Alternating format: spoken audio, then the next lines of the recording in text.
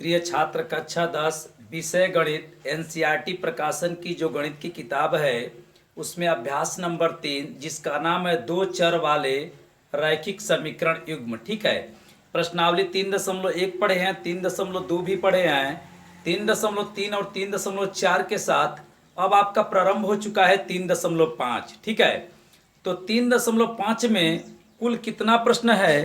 तो कुल जो है 4 प्रश्न है। ठीक है, तो देखिए जो यह पहला प्रश्न है उसको कह रहा है, पहले ध्यान से हम लोग देखेंगे।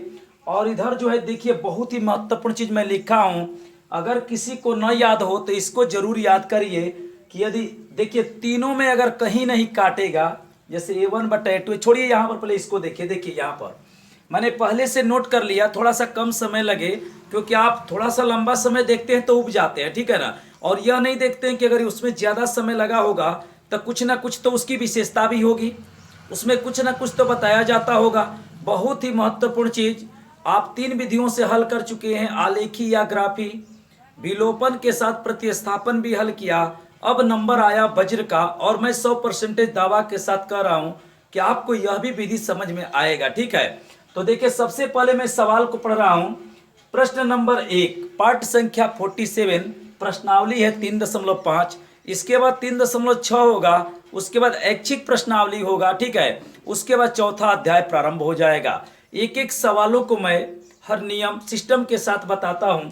अगर आपको अच्छा लगे तो सब्सक्राइब करें, अधिक से अधिक अपने दोस्तों में इसको शेयर करें। ठीक है, और सबसे बड़ी बात है कि अगर कोई समस्या हो, न समझ में आता हो तो कमेंट 100% करें। देखिए यहाँ पर मैं 4 सवाल लिखा हूं, तरीका एक ही है। प्रश्न संख्या 1 में 4 सवाल दिया है, प्रश्न को पढ़ना प्रारंभ करते हैं। ठीक है ना, और इसकी बिना ये क्या है, ये सवाल अधूरा है। जैसे लोग कहते हैं जल के बिना जिंदगी अधूरी है, उसी तरह से इस तीनों अगर सिस्टम को आप नहीं जानते हैं तो ये आपसे संभव नहीं है। जो प्रश्नावली 3.2 में इसकी बहुत सख्त जरूरत पड़ती थी। ठीक है, ग्राफ में भी चेक कर लेते थे कि आखिर कोई समीकरण दिया है तो उसका ग्राफ कैसा बनेगा इस पर रख करके। तो चलिए, और ये तो व्यापक रूप दिया है। ठीक है, जिसको मैं पीछे बता चुका हूं, थोड़ा सा प्रकाश डालने के लिए मैंने हल कर दिया। तो चलिए देखते हैं, पढ़ते हैं, उस समय से न घबराएं, आपको अच्छे तरीके से समझ में आ जाए। देखिए निम्न मतलब नीचे होता है, देखिए सब नीचे लिखा गया है। रैखिक मतलब एक घात, सब पर देखिए एक घात है। ठीक है, समीकरणों के युग्म, देखिए प्रश्न संख्या 1 में पहला में 2 समीकरण है तो युग्म बन गया, दूसरा में भी 2 समीकरण युग्म बन गया, तीसरा में भी 2 समीकरण युग्म बन गया, और चौथे में भी 2 समीकरण युग्म बन गया। युग्मों में से किसका एक अद्वितीय हल है? देखिए क्या कह रहा है, कह रहा है कि जितना मैं समीकरण का युग्म दिया हूं इसमें किसका अद्वितीय हल है, अद्वितीय। ठीक है, देखिए यहां पर थोड़ा सा मैं ये चीज लगा दे रहा हूं, यहां ध्यान देखिएगा, किसका अद्वितीय हल है, और फिर देखिए किसका कोई हल नहीं है, और किसका अपरिमित रूप से अनेक हल है। देखिए ये चीज है, कह रहा है कि किस, इसमें पहले आप यह चेक करिए कि किसका अद्वितीय हल है, फिर कह रहा है कि किसका कोई हल नहीं है, इसमें चेक करेंगे, और किसका अपरिमित रूप से अनेक हल है। कह रहा है कि अद्वितीय हल की स्थिति में उसे वज्र गुणनखंड विधि से हल करिए। इसका कहने का मतलब है कि सवाल को पहले आप चेक करिए कि किसका अद्वितीय हल है, किसका कोई हल नहीं है, किसका अनेक हल है, अपरिमित रूप से अनेक हल है। यदि जो अद्वितीय पर सेट करता हो उसी को आप वज्र से हल करिए। बात क्लियर समझिएगा, इसमें मैं जो अद्वितीय पर सेट होगा उसी को मैं हल करूंगा। तो पहले यहां पर आके चेक कर लीजिए। देखिए A1/A2, B1/B2, C1/C2, यदि तीनों बराबर होगा तो यह होगा अपरिमित रूप से अनेक हल, संपाती और संगत। 3 चीज मैं लिखा हूं जो बहुत ही महत्वपूर्ण है। आपके तो प्रश्न में अभी अपरिमित, अनेके और कोई हल नहीं और अद्वितीय लिखा है, लेकिन मैं एक एक का 3-3 चीज लिखा हूं। और एक चीज मैं यह भी बता दे रहा हूं कि इसमें का जो सवाल इस प्रतिबंध पर सेट होगा, इस पर सेट होगा, तो अपरिमित रूप से अनेक हल, संपाती और संगत, समझ रहे ना। और देखिए इसमें का जो सवाल इस पर सेट होगा, देखिए A1/A2, B1/B2, C1/C2, इस पर रखेंगे। आज जो शुरू में देखिए तीनों बराबर होगा तो अमर्पित रूप से अनेक हल, संपाती और संगत, ठीक है।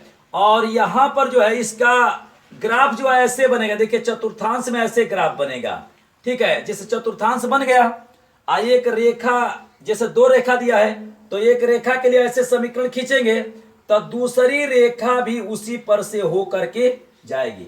अगर इस पर सेट होता है ये, तो अपरिमित रूप से अनेक हल, संपाती, संगत, और दोनों रेखाओं का ग्राफ एक दूसरे को काटेगा। मैं ये नहीं कह रहा हूं कि इसी में से जाएगा, कहीं पर जाएगा, लेकिन दोनों रेखाओं का समीकरण एक ही पर से जाएगा। अब देखिए, यदि इस पर सेट होता है, शुरू का बराबर न हो, इसमें चेक करेंगे, हम अभी चेक कर रहे हैं, तो अद्वितीय, एक बिंदु पर प्रच्छेद, असंगत। आप कहेंगे सर ये A1 B1 C1, ये क्या B2 C2 आप लिखे हैं, तो पीछे जब क्रमवार देखते तो ऐसा प्रश्न नहीं उठता। तो जो इस पर सेट होगा उसका ग्राफ देखिए, चतुर्थांश है, ठीक है।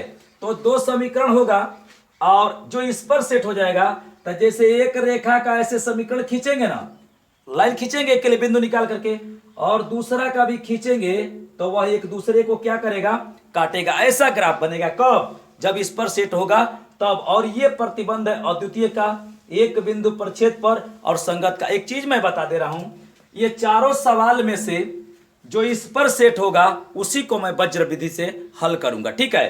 तो देखिए, आज जो इस पर शुरू का दोनों बराबर हो लेकिन लास्ट वाला बराबर ना हो, तो इसका कोई हल नहीं होगा, समानांतर होगा, असंगत होगा, ठीक है। और इसका चतुर्थांश में ग्राफ ऐसे बनेगा। देखिए, एक रेखा के लिए लाइन खींचेंगे और दूसरी रेखा का ऐसे होगा, दोनों रेखाएं एक दूसरे के क्या होगी, पैरेलल होगी, समानांतर होगा, ठीक है। तो बात को समझिए मैं क्या कह रहा हूं। यह तीन प्रतिबंध है, ठीक है। तो इस पर जब सेट होगा तो मैं नहीं इसको हल करूंगा, इस पर भी होगा तो नहीं हल करूंगा, 2 नंबर पर होगा तो हल करूंगा, अर्थात शुरू का। अब यहां पर मैटर समझिए। देखिए, यह समीकरण दिया है प्रश्न नंबर 1 में, ये जो समीकरण दिया गया है इसको मैं पहले सबसे पहले हल कर रहा हूं, यहां पर हल, ठीक है। और एक पहला सवाल नंबर 1, और सवाल को मैं उतार दे रहा हूं, ठीक है। सवाल को मैं उतार दे रहा हूं, x माइनस 3y ऋण 3 बराबर 0।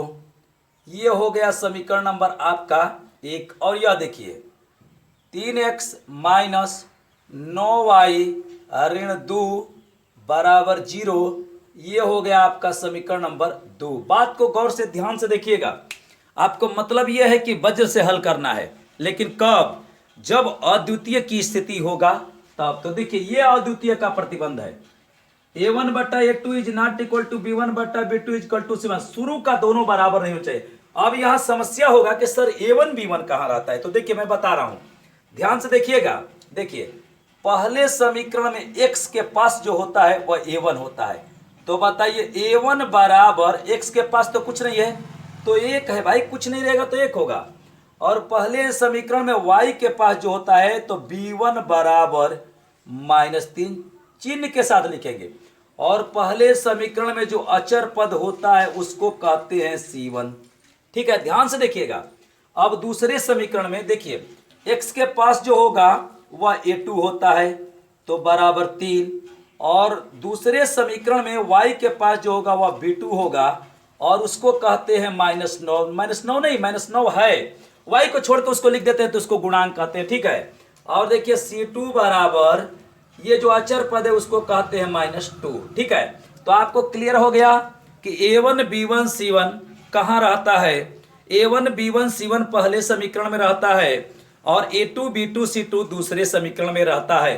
अब मैं चेक कर रहा हूं कि ये अद्वितीय है कि अनेक हल है कि कोई हल नहीं है, ठीक है। जो अद्वितीय होगा उसी को मैं हल करूंगा। तो देखिए, मैं चेक कर रहा हूं, लिख रहा हूं। बताइए, A1 बटा A2, इसका मतलब 1 बटा 3 बराबर, पहले लिखिए B1 बटा B2। चलिए पहले इसको लिख देते हैं, A1 बटा A2 बराबर B1 बटा B2 बराबर C1 बटा C2। मैंने प्रतिबंध को लिख दिया। अब बताइए, A1 का मान 1 है, A2 का मान 3 है।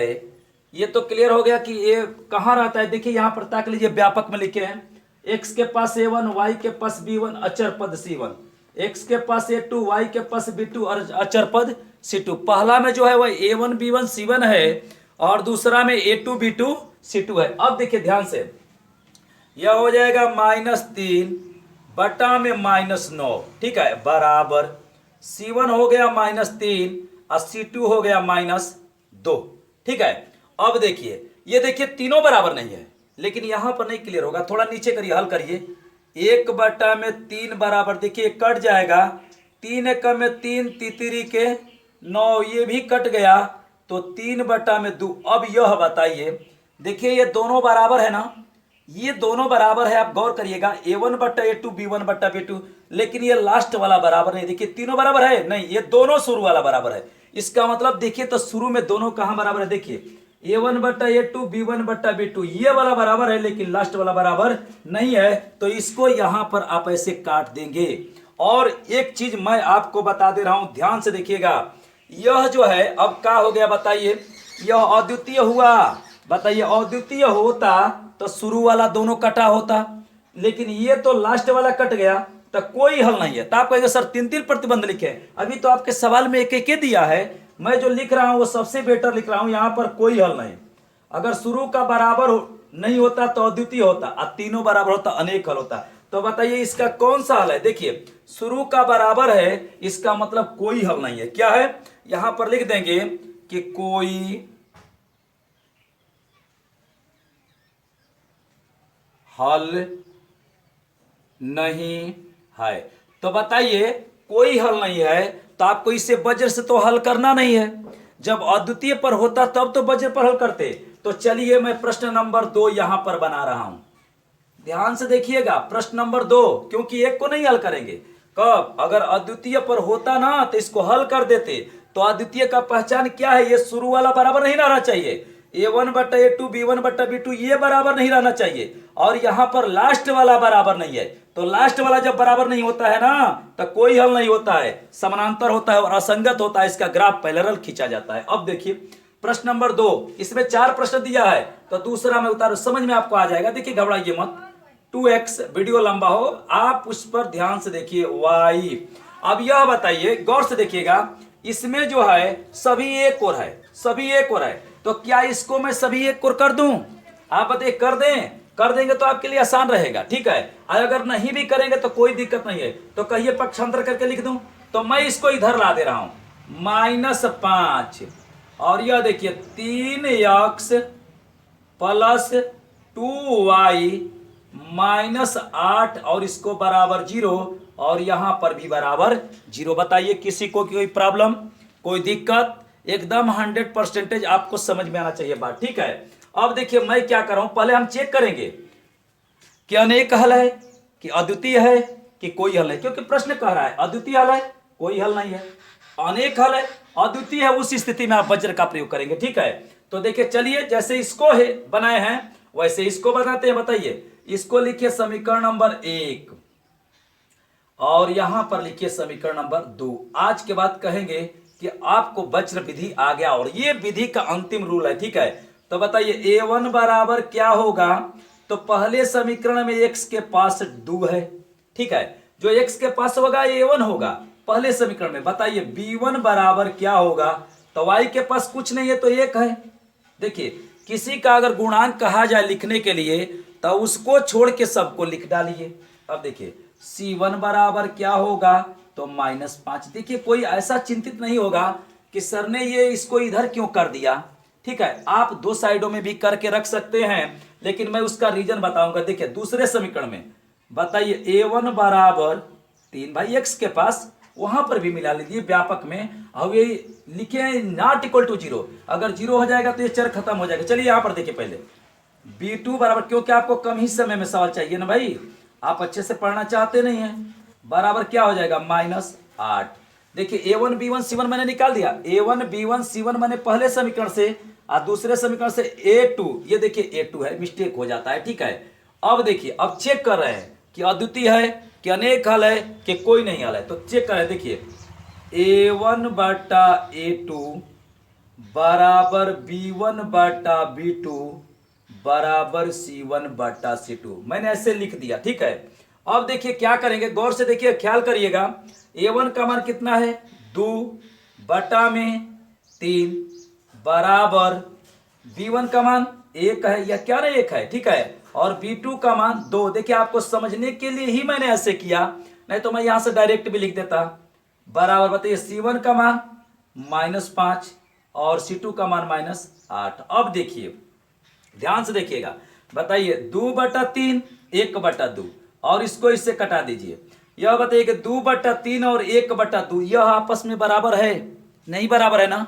क्या इससे आप इसको छोटा कर सकते हैं? यह इससे छोटा भी नहीं होगा, अपने निम्नतम रूप में है, क्योंकि अंश का और हर का यदि मस निकालेंगे तो 1 आएगा, और जिसका अंश और हर का मस 1 आता है वो सबसे छोटे रूप में होता है, ठीक है। 1.4 प्रश्नावली में पढ़े हैं। तो बताइए यह तो दोनों बराबर है नहीं, तो आप कहेंगे सर ये भी बराबर नहीं है। देखिए यहां पर मैं लिखता हूं एक बार और, 2/3 बराबर 1/2 बराबर 5/8।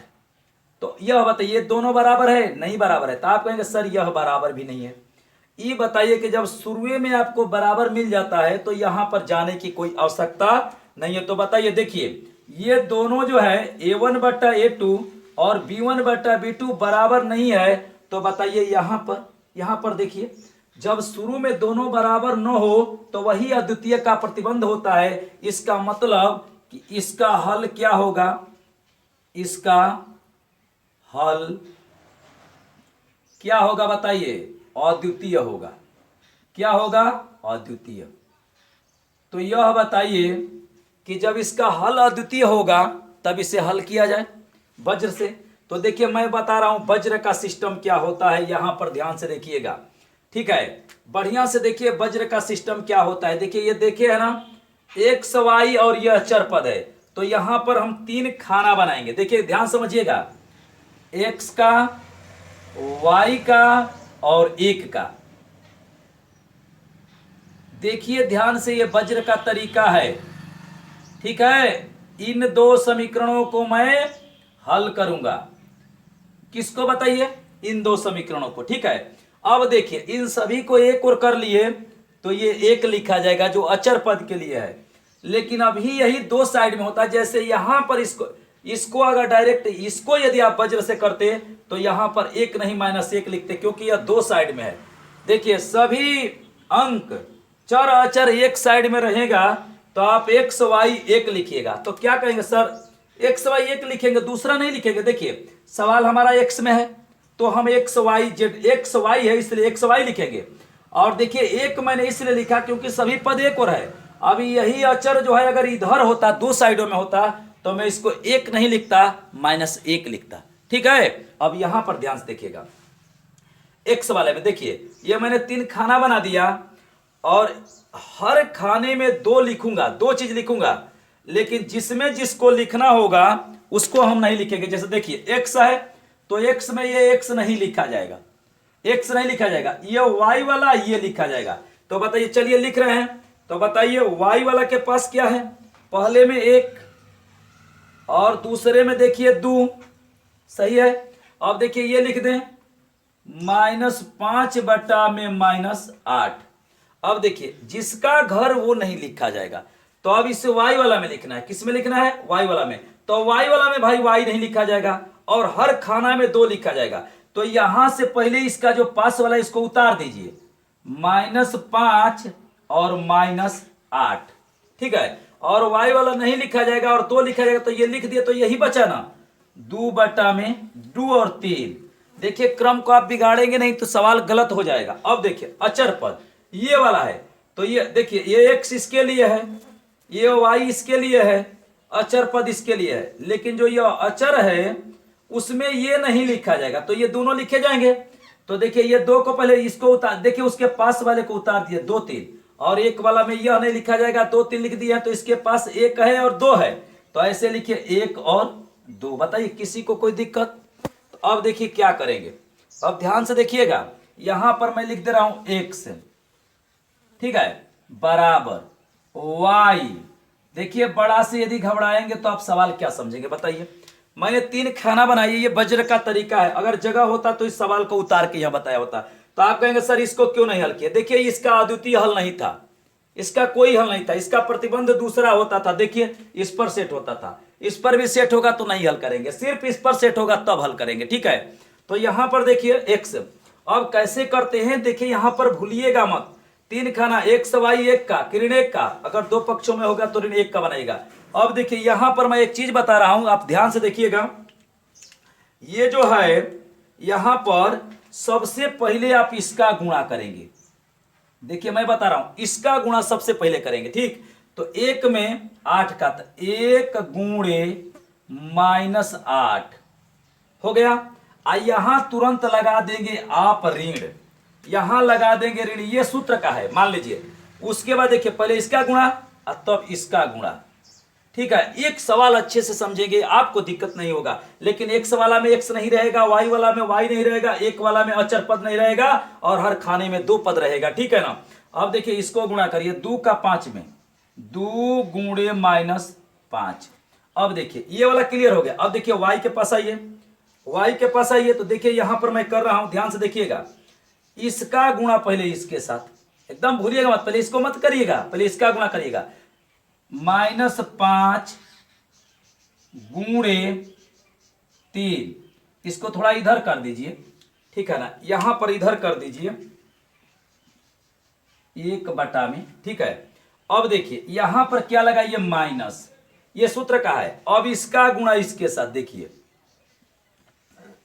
2 गुणे -8, ठीक है ना, ये ऋण देखिए सूत्र का, ऐसे कर दीजिए, ऐसे नहीं तो गलत हो जाएगा, ठीक है। अब देखिए यहां पर इसका गुणा पहले इसके साथ, तो 2 गुणे 2, मैं चाहता तो लिख करके भी कर देता ऋण, अब इसका गुणा इसके साथ, देखिए थोड़ा सा भी मिस्टेक आपका गलत हो जाएगा, 3 गुणे 1। क्लियर हो गया, आपको समझ में आ गया। अब क्या करेंगे, यहां पर थोड़ा सा जगह है, मैं ऐसे बना दे रहा हूं, ठीक है। इसको इसलिए नहीं मटका रहा हूं कि आप देखिए यहां पर, देखिए अब इसको क्या करेंगे, यहां पर लिखेंगे x बटा में, देखिए 1 में ऋण 8 का गुणा होगा तो -8 हो जाएगा, सही है। अब देखिए ये 2 में ऋण 5 का गुणा होगा तो -10 होगा, और ये ऋण यहां पर गुणा है ऋण 2 का, मान लीजिए तो कितना हो जाएगा, 10 धन 10 हो जाएगा, ठीक है, बराबर y बटा में।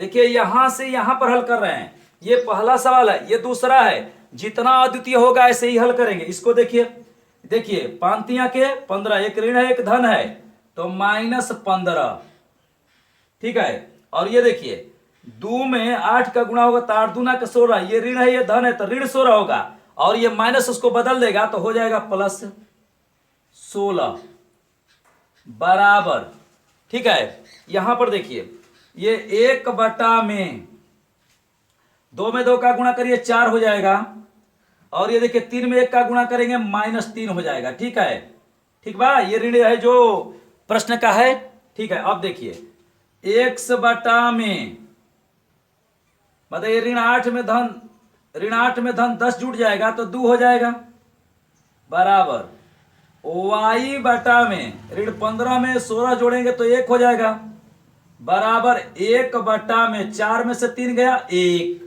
हमें x y का मान निकालना है ना, बताइए आपको समझ में आ रहा है। सबसे पहले मैंने चेक किया, सबसे पहले a1 b1 c1 का मान पहले समीकरण से निकाला, उसके बाद a1 बट्टा a2 b1 बट्टा b2 c1 बट्टा c2 पर मैंने रखा, उसके बाद x y 3 खाना बनाया। वज्र का ये तरीका है, और x वाला में x को नहीं लिखे, या y वाला अचर को लिखे, y वाला में देखिए यहां पर भी थोड़ा सिस्टम सही समझिएगा, अभी सवाल आएगा और बताएंगे। अब देखिए क्या करना है आपको, कुछ नहीं करना है, देखिए मैं बता रहा हूं, x बटा 2 के साथ एक बार इस अचर वाले को रख दीजिए, देखिएगा ध्यान से देखिएगा, x बटा में 2 बराबर 1 बटा में 1, ठीक है। देखिए इसके साथ मैंने इसको कर दिया, ठीक है। और यहां पर थोड़ा सा मैं लाइन खींच करके आपको समझा दे रहा हूं ताकि समझ लीजिएगा। देखिए अब इसके साथ मैंने इसको कर दिया, और इसके साथ मैं इसको कर दूंगा, तो ऐसे लिख दे रहा हूं, देखिए y बटा में 1 बराबर 1 बटा में 1, 2 पार्ट में बना दिया हूं समझाने के लिए, ठीक है। अब यहां से तिर्यक गुणा करिए, तिर्यक गुणा 1 का x में गुणा करिए, x बराबर 2 का 1 में गुणा करिए 2। अब यहां से देखिए इसको भी गुणा करिए, y बराबर देखिए 1 एकम में 1। आपका क्लियर हो गया। बताइए एक्स का मान कितना आ गया, आप आंसर में लिख डालिए, आंसर में लिख डालिए x बराबर 2 और y बराबर 1। देखिए अगर इसको प्रतिस्थापन से हल करते तो यही आता, विलोपन से हल करते तो यही आता, ग्राफी से हल करते तो यही आता, और वज्र से भी हल किए हैं तो यही आया है।